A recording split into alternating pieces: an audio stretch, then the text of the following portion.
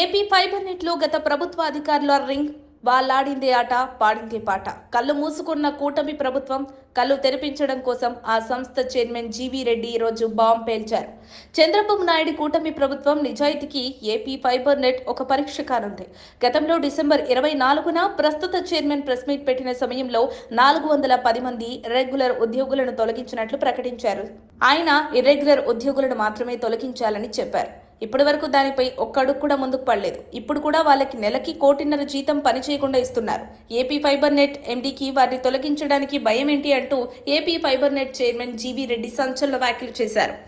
Chairman GV Reddy మీడియాతో మాట్లాడుతూ ప్రభుత్వం వచ్చాక 9 నెలల్లో అన్ని శాఖల్లో పురోగతి ఉందని, అసలు పురోగతి లేని సంస్థ ఏమైనా ఉందంటే ఏపీ ఫైబర్ నెట్ అని అన్నారు. గతంతో పోల్చితే తాము ₹1 ఆదాయం కూడా సంపాదించలేదని, ఈ 9 నెలల్లో ఒక్క కనెక్షన్ కూడా ఇవ్వలేదన్నారు. 78,000 కిలోమీటర్ల ఆప్టిక్ ఫైబర్ ఉందని, ప్రతిరోజు ఏదో ఒక సమస్య వస్తూనే ఉందని చెప్పారు. ఫైబర్ నెట్ విషయంలో అధికారుల నిర్లక్ష్యం స్పష్టంగా కనిపిస్తోందన్నారు. ఏపీ ఫైబర్ నెట్ ఎండీగా దినేష్ కుమార్ ఉన్నప్పటికీ ఆయనకు చేదోడు వాదోడుగా ఉంటూ బిజినెస్ ను ఒక్క అడుగు కూడా ముందుకు వెళ్లకుండా 3 వ్యక్తులు చేస్తున్నారని ఆరోపించారు.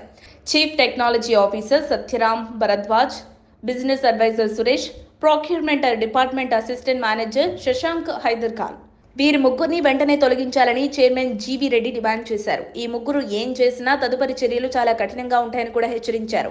చైర్మన్ జీవీ రెడ్డి వ్యాఖ్యలతో ఒక్కసారిగా కూటమి నాయకులు, కార్యకర్తల్లో అలజడి రేగింది. అసలు కూటమి ప్రభుత్వం ఫైబర్ నెట్ కు ప్రాధాన్యత ఇస్తోందా లేదా అనేది ప్రశ్నార్థకంగా మారింది. సంస్థ నష్టాల్లోకి వెళ్లడం, నిధుల వినియోగంపై స్పష్టత లేకపోవడం కీలక అంశాలు.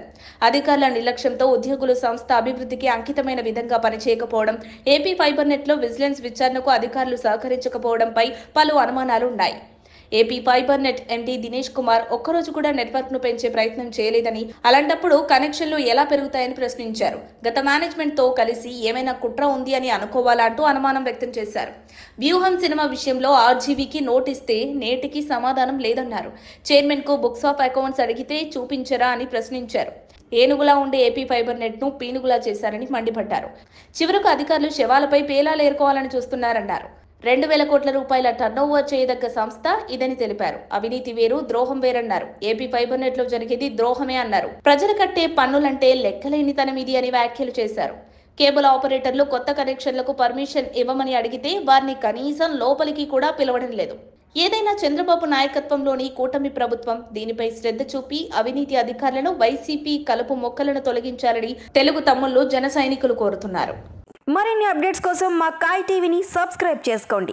మా వీడియో కనుక మీకు నచ్చినట్లయితే లైక్ చేయండి, షేర్ చేయండి. మీ విలువైన అభిప్రాయాలను కామెంట్ బాక్స్లో తెలియజేయండి.